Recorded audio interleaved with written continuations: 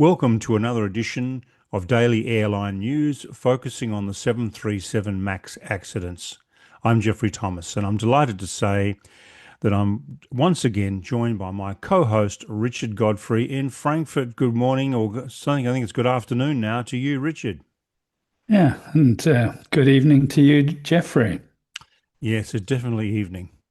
Um, Viewers, this episode is 226, and it's the fourth episode in our series on the 737 MAX crashes. The first one was episode 214, looking at the history of the 737. The second episode was 216 and looked at the evolution of MCAS. And the third episode was 219, called Delegation, Trust and Turbulence, which looked at the certification of the MAX. This episode will look at the Lion Air crash. The loss of Lion Air 610, which claimed 189 lives, is an extraordinary tragedy. Extraordinary because it was the tragic culmination of many failures. The failure by Lion Air to train its pilots and mechanics properly. The failure by Boeing to recognise its customers' deficiencies. A failure by Boeing in the design of the MAX, assuming that pilots would fly it were up to global standards. In other words, you cannot design an aircraft around an ex-US Navy pilot joining a first-rate US airline such as Delta or American. You have to design it more holistically, as global standards in pilot training can vary greatly, and there have been many incidents of pilots flying without a valid license or obtaining a license under false pretenses. Finally, a failure by Lion Air staff to follow IATA's operational safety audit procedures.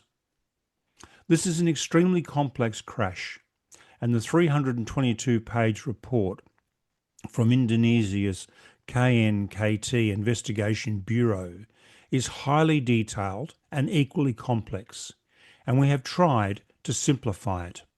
Your thoughts, Richard? Yeah, well, I read the 322-page report, and I tell you, it can bring you to tears at times.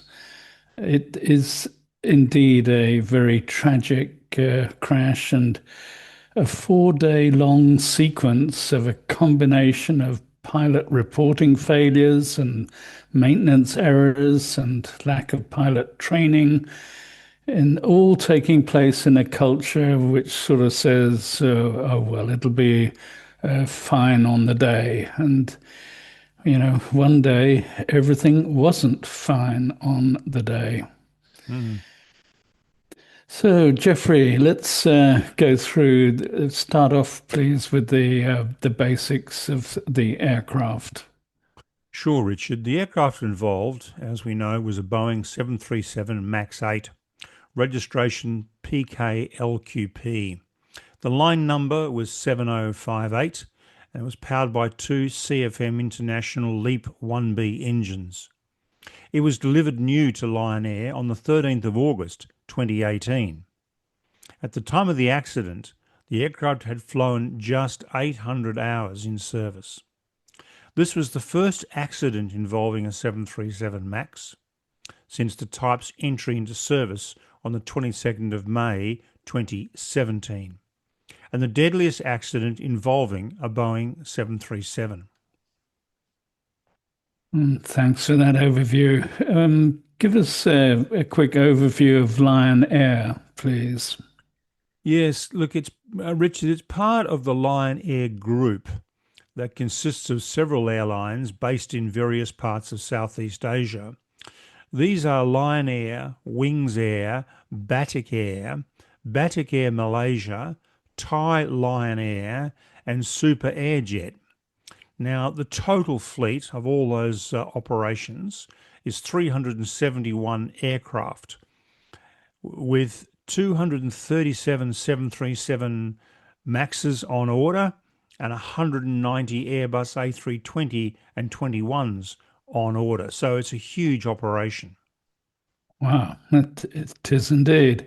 Mm. But Lion Air has a pretty dismal record of air crashes.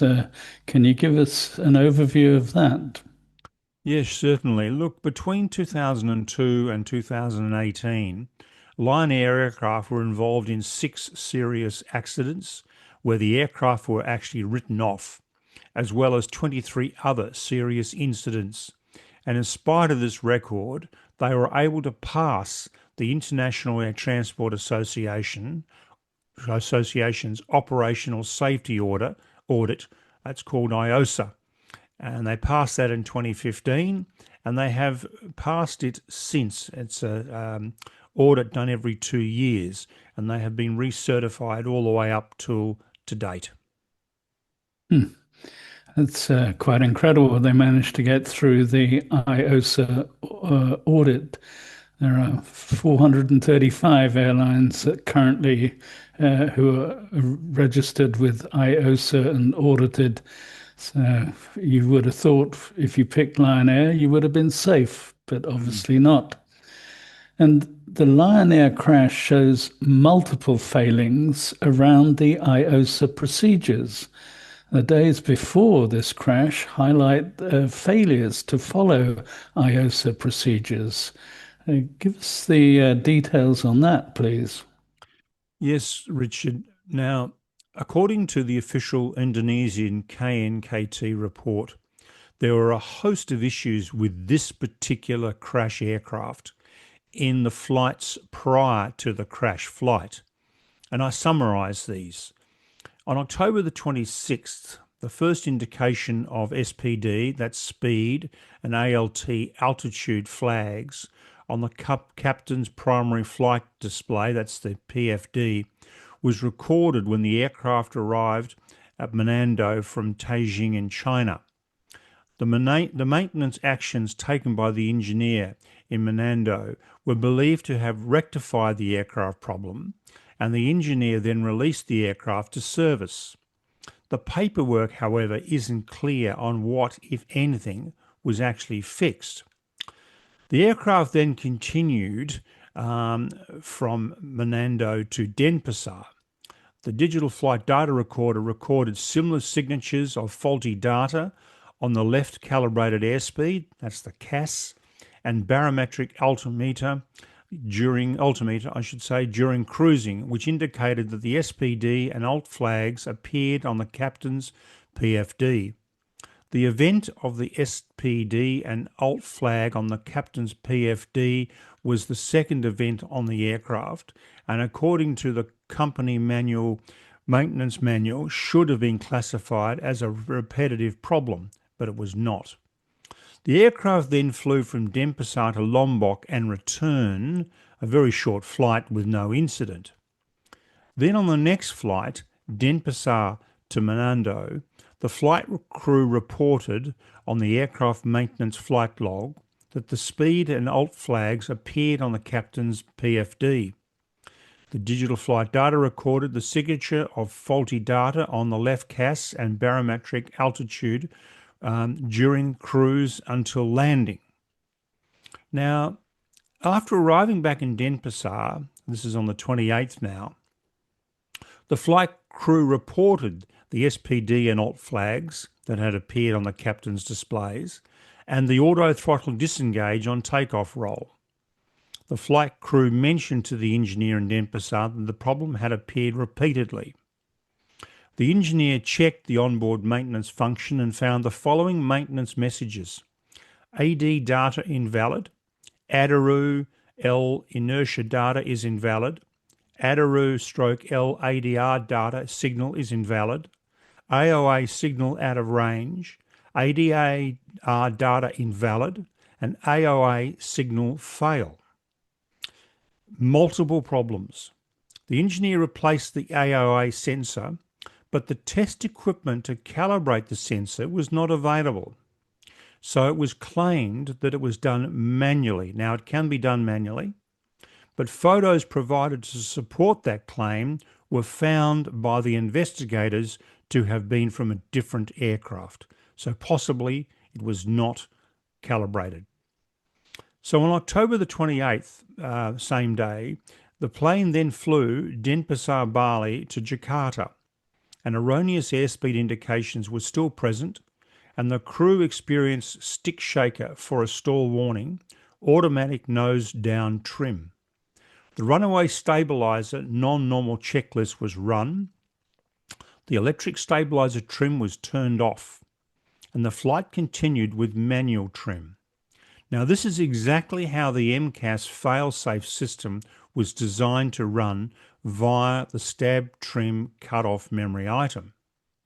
However, according to the official KNKT report, after the aircraft landed in Jakarta, the flight crew reported some malfunctions, but did not include the activation of stick shaker and the stab trim to cut out.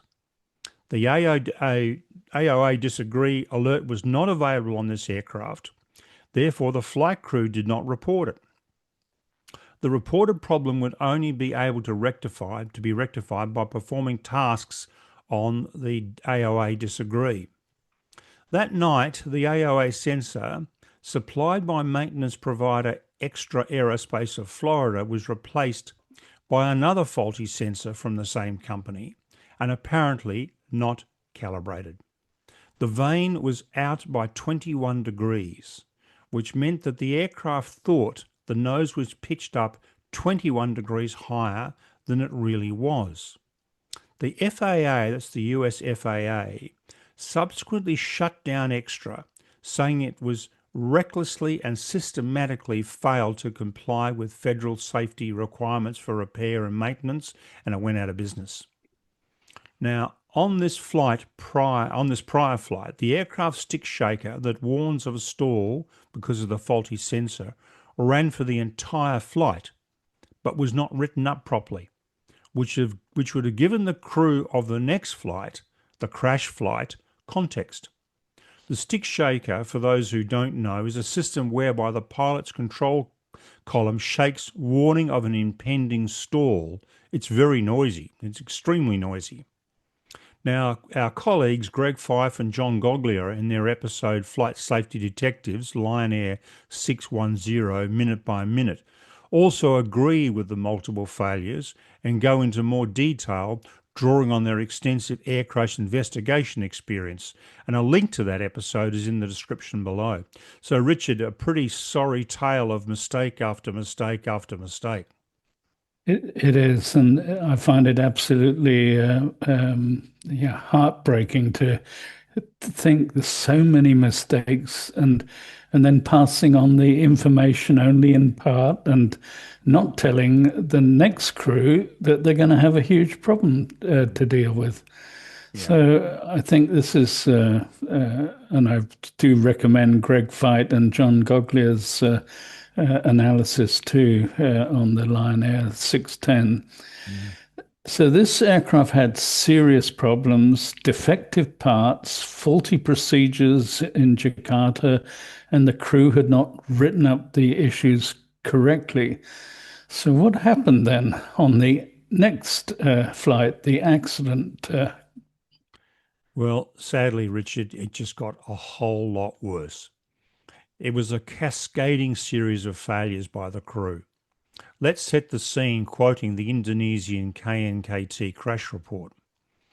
It says, during the Lion Air 610 flight preparation, the CVR recorded the flight crew discussion relating to the deferred maintenance item, DMI. But the flight crew did not discuss any issue related to the previous aircraft problem recorded in the aircraft maintenance flight log, which is a key responsibility of the captain. And of course, as we've just noted, there was lots that wasn't in the aircraft maintenance flight log, but there was some items, but they were not discussed at all. So the absence of flight crew discussion on the previous problem suggests the flight crew might not be aware of the aircraft problems that might reappear during the flight. That's from the Indonesian report. This was different compared to the flight crew of the previous flight, Lion Air 043. who had awareness of the aircraft condition after discussion with the engineer about the aircraft's problems and the rectification prior to the flight, which may have helped the flight crew to immediately identify the problem correctly. Being unaware of multiple problems that occurred on the previous flight, including the stick shaker activation and uncommanded and trim, led to the inability of the flight crew to predict and be prepared to mitigate the events that might occur. Now, the other issues were the captain, in fact, was ill and should have called in sick, and the first officer apparently was fatigued. At V1VR, the captain's primary flight display showed conflicting low speed, overspeed issues that didn't match the first officer's. The takeoff configuration warning sound was ignored. It was also ignored on the previous flight. The official report states at 23:20:37 UTC, the takeoff configuration warning sound was recorded momentarily on the CVR, then the FO stating takeoff config. 4 seconds later, the captain queried about the aircraft problem. At this time, the digital flight data recorder recorded that the pitch up was 7 degrees and the rate of climb was 1,000 feet per minute. The stick shaker also activates immediately on liftoff, driven by the biased AOA. The captain, suspecting unreliable airspeed, tells the FO, run the memory items. Those are simple. Autopilot off, auto throttle off, fly pitch plus power. Critically, the FO does not turn the auto throttle off. The FO asks the ATC for a speed check, but that is never cross-checked with the standby airspeed, the third independent reference. Because the auto throttle is still engaged, the airspeed is building to 250 knots. That increases the control forces, makes manual trim heavier, and raises cognitive load, all while the stick shaker chatters. Stress is building. But MCAS still has not activated. That's an incredible string of events. So when did the MCAS kick in then? Yeah, well, Richard, at 3 minutes. And here's how this played out. And it is very important to note how the two pilots handled it dramatically differently. So at 3 minutes after liftoff, flaps came to 0, which arms MCAS. Now, with the biased AOA, remember, is 21 degrees up, MCAS immediately commands nose down for several seconds. The captain feels the uncommanded trim and he counters with manual electric trim and calls for flaps 1 again, which re-inhibit MCAS. Now, this electric trim is a little toggle switch on the yoke. You just toggle it back a few times and the nose comes back up. But they're still very fast, now at 300 to 340 knots, with flaps at 1 to 5 at times, which is outside typical flap limits. While all this is going on, the first officer asks the captain which section of the manual covers memory items. They're supposed to be memory items. You don't need to look them up, but he doesn't know what the memory items are.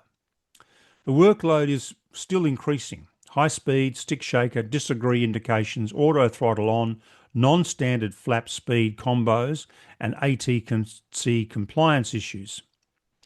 The captain then asks for the unreliable airspeed memory items, and the report states at 23:21:37 UTC, the captain instructed the FO to perform memory items for airspeed unreliable.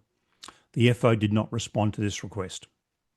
However, with the flaps now back up to 0, the captain keeps the airplane under control with manual trim. So the nose kept going down, he trimmed it back up. It goes down, he trimmed it back up. So it's chaos, really. It's unbelievable, and unbelievable that the most important standard procedures, which are memory items, and the first officer didn't even know them. Mm. So you have a very challenging environment. The plane is under control. The captain is flying. The first officer being, worse than useless. So what then went wrong? Well, the captain knew what to do, as I've just said, Richard. He toggled back on the yoke trim selector, and he did this for about 5 minutes. And our colleague Greg Fife sets the scene, saying, "Here's the physics. As speed increases, stabilizer and nose down setting produces bigger pitch down moments, and the trim wheel gets heavier. If you don't stop the source of the nose down commands, whether MCAS or runaway, you risk getting outside the manual trim envelope." Now, the memory item for uncommanded trim, regardless of its cause, and I'll just stop there for a second. In the 737NG, there are four things that will cause a runaway stabilizer trim event. In the MAX, there's five, and the fifth is MCAS. So, if you have this situation, the memory item for a runaway stabilizer is stab trim cutout switches cut out, then manual trim as the pilots did the day before. And it's important to remind viewers that the runaway stabilizer trim, unlike MCAS, is a very visual and noisy issue with a trim wheel beside each pilot's knees. And we're showing you now a photo of that trim wheel. It is impossible to miss, and it's a system that's been in Boeing aircraft since 1959. Now, the FDR shows stabilizers staying between 4.8 and 6.1 units. That's in the green range. The airplane stayed controllable. Critically, the FO was not engaged with what the captain is doing, as he's still looking for memory items. The captain then says, "You have the airplane." But critically, he doesn't brief him, doesn't say, "Keep it in the green." So now we have a pilot flying who doesn't understand the concept of a stall, who doesn't understand what the airplane needs. He trims nose down for only 2 to 3 seconds, leaving residual nose down stabilizer in place. Each MCAS activation becomes cumulative. Within a minute of the handover, the airplane is descending at 10,000 feet per minute, accelerating towards the ground at nearly 400 knots. Incredibly, the FO even says the airplane wants to go down. The captain responds, "It's okay," but never takes control back because he's head's down looking through his manuals. Again, referring back to Greg Fife, according to him, this was a control flight into terrain, not an out of control dive. If either pilot had pulled power, pulled back, and trimmed manually, this was still recoverable. That's incredible, and that the whole accident could have been avoided, and so easily avoided. You mentioned that the co-pilot didn't understand the concept of a stall. That's incredibly serious. I mean, I've only done a little bit of pilot training, but the first thing you learn is how to get out of a stall. Mm.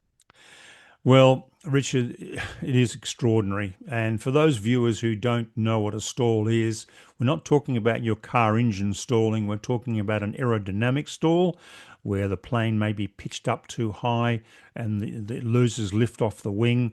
It's more complicated than that, but that's a very brief summary of that. But this is referenced, Richard, in this Indonesian report on page 30 and again on page 311 of the 322-page report. And viewers, if you want to read that report, there's a link below as well. The official report actually details a series of training failures by the first officer. And we list these in a separate article in the description below, as there are so many of them. And there's a link to that, so you can go to our companion website and look at that. In short, The report notes 14 major training incident stroke failures, and these are detailed over 2 pages. A key one was, according to the report, on April the 23rd, 2017, about a year before the accident, the remark was, application exercise for stall recovery is difficult due to the wrong concept of the basic principle for stall recovery in high or low level. In other words, this pilot did not comprehend the very basic rule of airmanship, yet his examiner passes him with the sufficient um, note. At virtually any airline in the world, he would be grounded and wouldn't fly again. In the 5 years up to the crash, the FO completed 22 simulator or line checks, of which 12 were deemed sufficient, one satisfactory, and the rest proficient. Now, when he first started in June 2013, he had 3 training sessions prior to getting his first revenue flight, which were deemed unsatisfactory, with 35 criticisms or crashes. Yet he was passed as a 737 NG first officer. Now, I stress, this is not the pilot's fault. This is a complete breakdown in pilot training and makes a mockery of the airline's IOSA certification. Now, just 2 years before this tragedy, the lack of training standards in Indonesia was highlighted in a 2016 Australian TV documentary series called False Economy. And there's a link to that TV series below for you to have a look at. Now, former Indonesian Air Chief Marshal Happy Hakem claimed in the show there was a widespread corruption in the Indonesian regulator, but it was difficult to prove. Another unnamed guest, a Czech and training captain, claimed that many pilots in Indonesia were simply not up to standard due to inadequate training. So a very, very sorry, tragic story, Richard. Unbelievable. And the official report also notes errors in the weight and balance as well on the tragic crash flight. Yes, another failure. The official report states, according to the weight and balance sheet on board the aircraft, there were 2 pilots, 5 flight attendants, and 181 passengers, consisting of 178 adults, 1 child, and 2 infants. The voyage report showed the number of flight attendants on board was actually 6. This indicated that the weight and balance sheet did not contain factual information. They just make it up as they go along. It's beggars belief. And I understand also that Lion Air did not opt for the AOA display option on the pilot's flight displays. Yes, correct, Richard. Boeing provides the option for the operator to install the AOA indicator on the primary flight display for the 737-8 MAX. Lion Air also did not for the AOA disagree light. These features would have alerted the pilots immediately to a faulty sensor, which triggered the MCAS to push the nose down. So they would have seen it straight away and known that they had an angle of attack sensor that was 21 degrees out. Because unfortunately, a lot of low-cost airlines do not opt for the various safety features and other options because they want to keep the cost of the aircraft down. So it's yeah. But on the other hand, if you don't train your pilots properly, you need all of the safety features. yeah, It's burning the candle at both ends, cutting the yeah, cost of the aircraft, leaving all the options out, and yep, failing to do the training properly. yeah. So, how did Aviation Week summarize the Indonesian report? It said that MCAS design and certification deficiencies set the stage. Maintenance practices and airline operations allowed the airplane to fly with unresolved faults. The flight crew responses under high workload and with insufficient information and training did not break the chain. It's a systemic failure, not an isolated mistake. So many criticize Boeing for not detailing the MCAS system. What are your thoughts on this, Jeffrey? Look, there's a couple of observations here, Richard. There is nothing new about using software to modify how an aircraft responds, so it replicates another model. Both Boeing and Airbus do this extensively.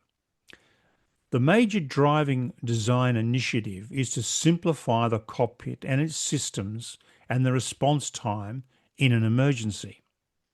So, with MCAS, as it was a pitch down software fix, it was natural that if there was a fault, it would be fixed using the stab trim runaway memory item.